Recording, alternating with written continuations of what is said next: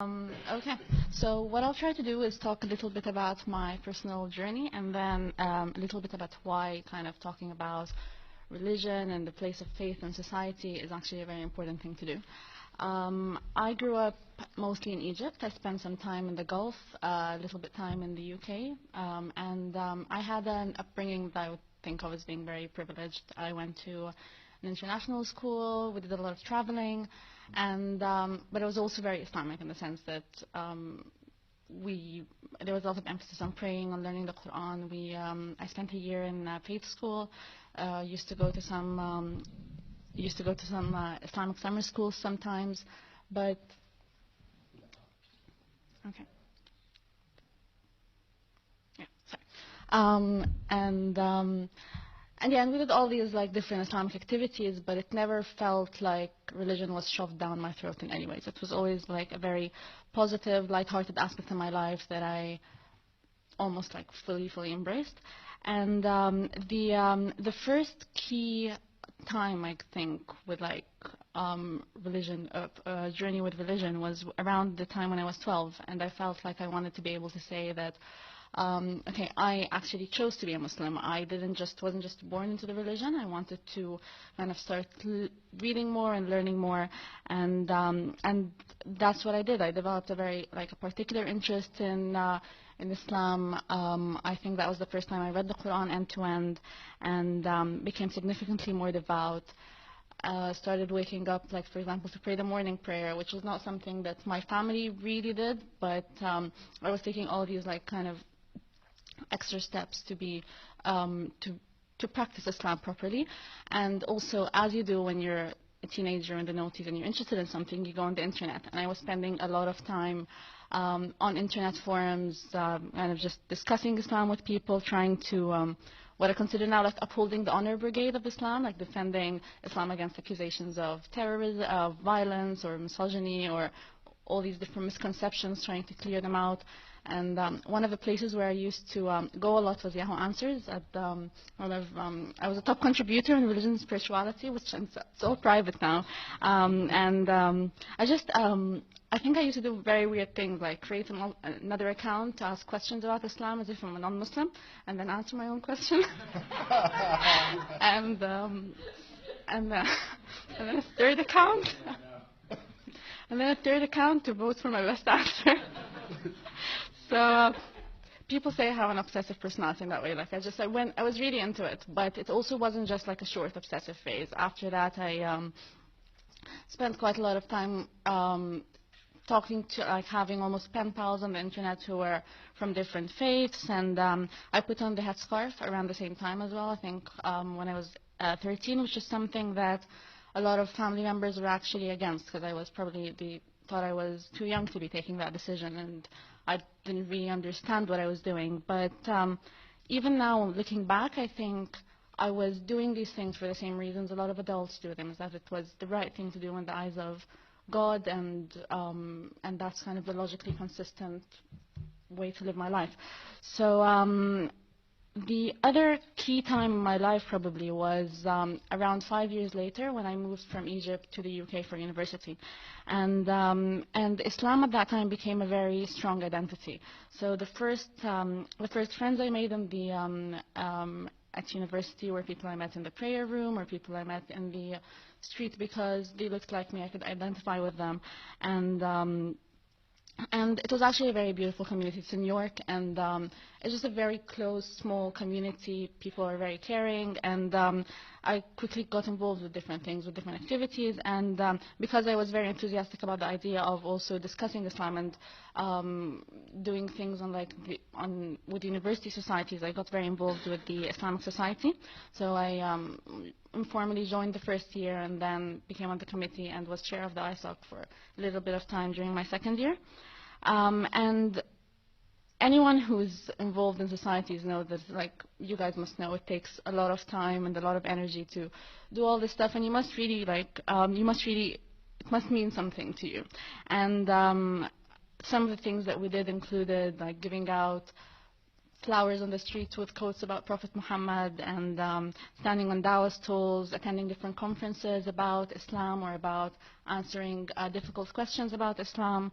And thinking back now, I think there were probably definitely times during that phase when there was something building up. So I remember being on a dawah stall and we're giving out copies of the Quran, and someone just stopped, said absolutely nothing, and just highlighted the verse about beating, and he walked off. And a lot of people got like a bit angry, but to me it just like made me feel very uncomfortable. Different times of being unsatisfied with certain answers, maybe feeling uncomfortable with certain parts of the Quran, but at that time I didn't recognize that anything was changing. I still very strongly believed, but then slowly I did realize things were changing, and that's where people are like, okay, so you mixed with the wrong people and you started, you're getting swayed by society, or your faith is weak, and this and that. And one of the things I don't want to do is say, okay, no, it has nothing to do with society or the environment you're in, because obviously you get put in certain situations that make you question and reassess what you believe in, and this definitely happened. And I think a big part of it was that my views in general about everything in life were becoming increasingly progressive, and I was struggling a lot to reconcile that with Islam. So I would have conversations with people about women's issues or Sharia, and I started feeling like I was saying half-truths, or I'm almost lying by omission, and trying to ignore things that I knew existed in Scripture and not mention them. And this made me feel very dishonest and made me kind of recognize a certain pattern of like disingenuity in all these apologetic arguments. And then I started basically disagreeing with certain things. I would be like, no, I actually don't agree with Sharia, or I actually think capital punishment is wrong. And slowly the morality was just breaking down for me. And then the whole world view was also becoming very problematic. The idea of life being a test, the idea of what God expects from us, all this was just not making a lot of sense to me anymore. And I think one of the things we tend to talk about is how there is never really one breaking point. I can't be like, that was the breaking point, or like I can't say the chronological order by which things happened. But I was generally starting to become very flexible with like what's halal and what's haram, and I was very skeptical about a lot of things which I thought I knew for sure about Islam. So one of the things that I started realizing, and that I found very problematic, is that a lot of the things I knew about Islamic history were actually very polished up and romanticized, and it's not actually a true reflection of reality. And then I went back to some of the scientific miracles, and this was never a big thing for me, but seeing how some people were going out of their way and exaggerating certain things to make these arguments for Islam was one of the things just that made me question absolutely everything that I was taught. And the thing that kept drawing me back is that I felt, no, but the world is unjust, and there has to be a hereafter to balance it all out, and to make where like there's just like some cosmic force that will distribute justice and it's all going to be okay.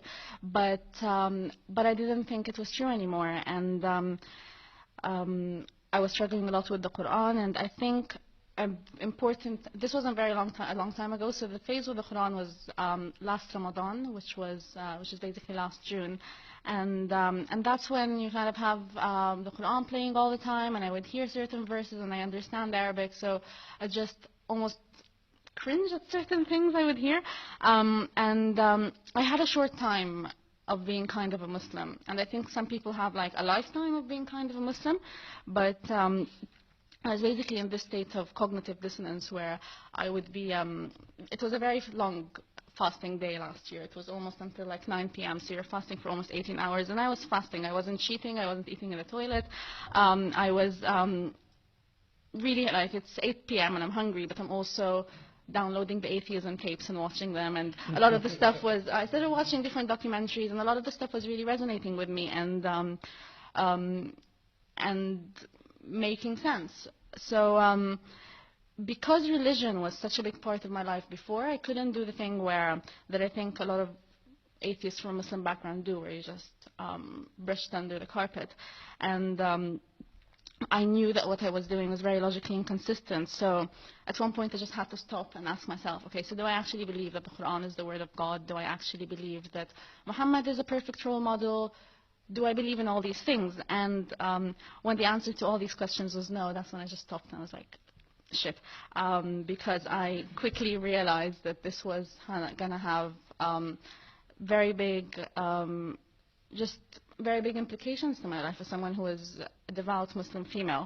And they were and they still are. And I'm not going to go too much into like the whole, kind of the different things with telling people, and people don't take it well, and your family and your friends and different people react in different ways, but I've been very open about it. And until today it remains a very central part of my life, and I probably spend more time talking about Islam now than I did when I was a Muslim, and I spent a lot of time talking about Islam when I was a Muslim, so that's very, very telling. And I think part of the reason why I also think I can't help talking about all these things quite frequently is that I see how the experience of dissidence is very trivialized or just completely dismissed. So I think there's a certain pattern where when you declare this belief, the first thing tends to be that, okay, you were never really a true Muslim, or you never really believed in this and that. And I find this quite patronizing, and I know that it wasn't the case. And then the other thing is that, okay, you were weak, or you just, your faith was too weak, or that, so it's like basically the first thing is that you were ignorant about the religion. And when this doesn't really fit you, it becomes a more aggressive tone, that you become demonized further and branded like you're basically arrogant. You know the truth, but you're covering it up, and that you're basically this more evil section of disbelievers who are like Satan or Shaitan in Islam, who knows that hell exists. It is just choosing to disobey. And which is very funny to me, because I don't think anyone who actually, like, no one's going to choose to get roasted in hell for eternity. But some people just like genuinely think that in order for someone to choose not to be a Muslim is a form of arrogance, or thinking you're too good for religion, or thinking you're just you're taking the easy way out, and all these different things.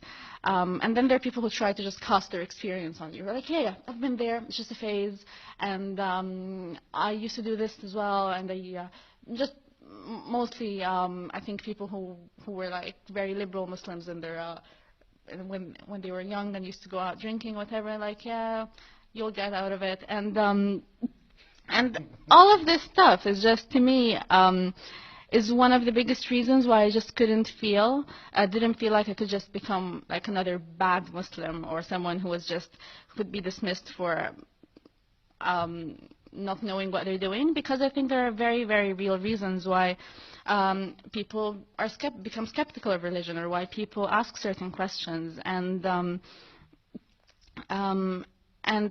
to me, it also fits in with a larger conversation, especially. So a big part of talking about this has to do with, okay, you shouldn't be discriminating against atheist and Muslim communities, or you should have a certain support network, but also you should be talking to dissidents and skeptics and people who've gone through a certain thought process about different issues, whether it's women's rights or the kind of the political situation now. And to me, this was a big thing, because I could see the frustration in a lot of Muslim communities. And I remember being on I was 16, but we were on the street during like the Egyptian revolution, and people want something to change, and people are constantly discussing, okay, how do we improve teaching science? How do we, like, the possibility of teaching evolution, for example, in any part of the Arab world is not even an option. So there are all these different important conversations that we should be having, where I think religion plays a role and is constantly being ignored, and maybe that's one of the reasons why apostates tend to be silenced as well. And I'd really like for this to change, and I'd really like to for more people to be willing to have these conversations, and even if they're considered to be sensitive issues, or if there is a risk that you'll offend certain people, it's a very important thing to do. And so thank you for giving us this platform. And that's it.